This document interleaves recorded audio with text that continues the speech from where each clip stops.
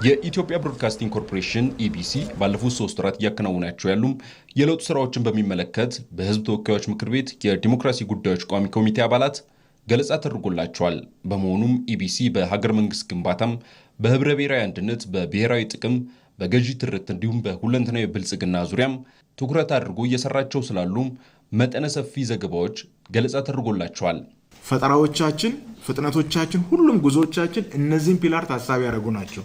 ካለፉት 3 ወራት በፊት ግን ይሄ አልነበረም። ዜና ቻናል እንደፈለገ ነው የሚሰራው፣ አፋን ኦሮሞ እንደፈለገ ነው የሚሰራው፣ ሶማሊኛውም እንደፈለገ ነው የሚሰራው። ሀገረ መንግስቱ ምን እያሰበ ነው የሚሉን እነዚህ ፒላሮች ላይ መሰረት ያደረጉ የሀገረ መንግስቱን እሳቤዎች ነው በሁሉም የሀገር ውስጥም የውጭ ቋንቋዎችም እንዲሄዱ የምንፈልገው። ወደ ወል ትርክት፣ ወደ አሰባሳቢ ትርክት የምንመጣው ኮር የሆኑ እሳቤዎቻችን ከዚህ ለሁሉም በሁሉም ቋንቋ ተደራሽ ማድረግ ስንችል ነው። ዲጂታል ሚዲያችንም በዛ እሳቤ በሰፊው እየሰራንበት ያለው ለዚህ ነው። የቋሚ ኮሚቴ አባላቱም ጥያቄዎችና አስተያየቶችን አንስተው ማብራሪያ ተሰጥቷቸዋል። ውግንናው የፐብሊክን ኢንተረስት አድሬስ ማድረግ ነው ኦብቪየስሊ የሚታወቀው። ከዚህም የተለየ ኃላፊነት ይኖረዋል ብለን አናስብም። ግን ፕራክቲካሊ ያያቸዋቸው ችግሮች እንዴት ነው አይደንቲፋይ ስታደርጉ ከዚህ አኳያ መስተካከል አለባቸው ብላችሁ የምታስቧቸው ነገሮች ምንድን ናቸው? ለህዝብ ፍላጎት፣ ለሀገር ሁለንተናዊ ብልጽግና፣ ለሀገር እድገት፣ ለህዝብ ጥቅም የመቆመን ጉዳይ ነው። እነዚህ ወደ ፒላር ተንትነን አስቀምጠን ነው ወደ ስራ የገባ ነው። ያ ነውና ብዙም በዛ ደረጃ የውግንና በፊት ያልነበረ አሁን የቀየር ነው አይደለም። በፊት በአግባቡ ያልተሰራበት አሁን የሀሳብ ግልጽነት የመፍጠር ሁኔታ ነው። ይሄን እስከ ባለሙያ ድረስ አድርሰናል። ባለሙያውም ለዛ ዝግጁ እንዲሆን የማብቃት ስራዎችን እየሰራ ነው ያለው። ምን ያህል ነው ጥናት እየተጠና ተቀባይነታችን ወይም ደግሞ ተደማጭነትና በዚያ ደረጃ ተቀባይነቱ ምን ያህል ነው እየተረጋገጠ እየሄደ ያለው? የሚሰጡ ፊድባክ ከኦዲየንስ እንደገና የሚታዩ ዜናዎችም በተናጠል ዜናዎች ሲጫኑ እኛ ዶት ስትሪም ላይ ታችሁ ከሆነ ከ100,000 በላይ ይታያል አንድ ሲንግል ዜና። አንዱ ፊድባክ ምናምን ምንድነው ማረጋገጫቸው የሚል ሀሳብ ተነስቶ ስለነበር ማለት ዛት ሚንስ አንዱ ፊድባክ የምናገኘው ኢንጌጅመንቱ በማህበራዊ ሚዲያ ላይ ምን ያህል ተቀባይነት እንዳለው እናያለን። በየሳምንቱ ደግሞ በስልክ የሚመጡ የተመልካቾች አስተያየት አሉ። እዛ ላይ የሚሰጡ አስተያየቶች መሰረት እናደርጋለን።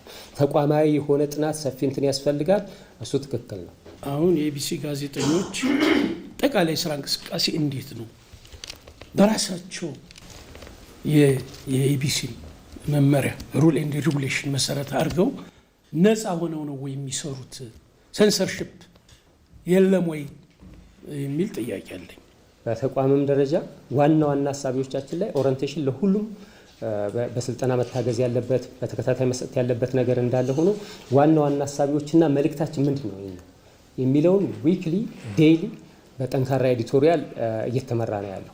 ዋና ሀሳቢዎቻችንና ምንፈልገው ምንድን ነው የሚለውን ነገር ከተረዳ ከዛ በኋላ ብዙ የቴክኒካል ኤዲቲንግ ካልሆነ በስተቀር በመሰረታዊነት የጋዜጠኛውን የሙያ ነጻነት፣ የኤዲቶሪያል ነጻነት የሚጋፉ አሰራሮች አሉ። ተቋሙ ዘመኑን ያጀ ተጽዕኖ ፈጣሪ ሚዲያ እንዲሆን ለማስቻል የጀመራቸው የለውጥ ስራዎች ተጠናክረው እንደሚቀጥሉም የኢቢሲ ስራ አስፈጻሚ አቶ ቢኒያም ኤሮ ተናግሯል። ሀገር ወካይ ሚዲያ እንደመሆኑ በዛ ደረጃ ብቁ መሆን አለበት። በምስራቅ አፍሪካ ብቻ ሳይሆን በአፍሪካ ደረጃ ተወዳዳሪ ሚዲያ እንዲሆን ዘመኑን የዋጀ እንዲሆን በፋይናንስ መዳበር አለበት፣ በሰው ኃይል መዳበር አለበት፣ በቴክኖሎጂ መዳበር አለበት። ቀዳሚ ሚዲያ ሆኖ ወደ ኋላ እንዳይቀር ይበልጥ እየቀደመ እንዲሄድ በብዙ መልኩ ተወዳዳሪ እንዲሆን ተፈላጊ እንዲሆን ለማድረግ እየሰራን ነው የምንገኘው። ያን ለማድረግ ግን አሁን ምንሰራቸው ነገሮች የተነሱ አንዳንድ ነገሮች ኢሞሽን ቀደም የተከበረ ምክር ቤት አባል እንዳነሱት ኢሞሽንን ተከትለን እየሄደን ከሆነ ሀገር አንገነባም።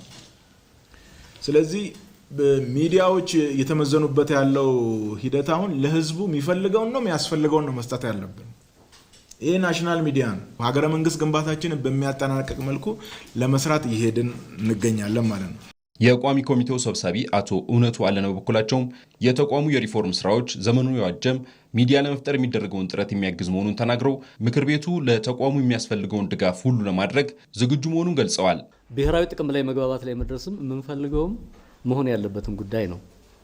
ሚዲያ አላማ አለው፣ የሚቋቋምበት አላማ አለው። ሚዲያ ዝም ብሎ ያለ አላማ አይቋቋምም።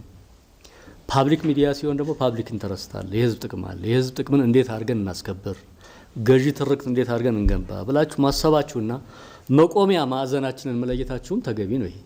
ይህም አዳጊ ነገርና ጥሩ ነገር ተደርጎ መወሰድ አለበት። እንዲህ አይነቶቹ ነገሮች እያየን የጎደሉትን እየሞላን ከሄድን ኢቢሲን ካሰብነውም በላይ ማሳደግ የሚቻል ይመስለኛል።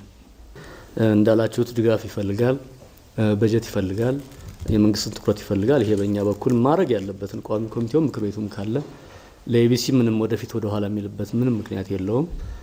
እሱ ጋር አቅም ስንፈጥር ሌሎች ሚዲያዎቻችንም ይዞ ይወጣል። ኢቢሲ በቴክኖሎጂና በሰው ኃይል ልማት እየሰራቸው ያሉ ስራዎችና ተጨባጭ ውጤቶች አጠናክሮ ይቀጥላልም ተብሏል።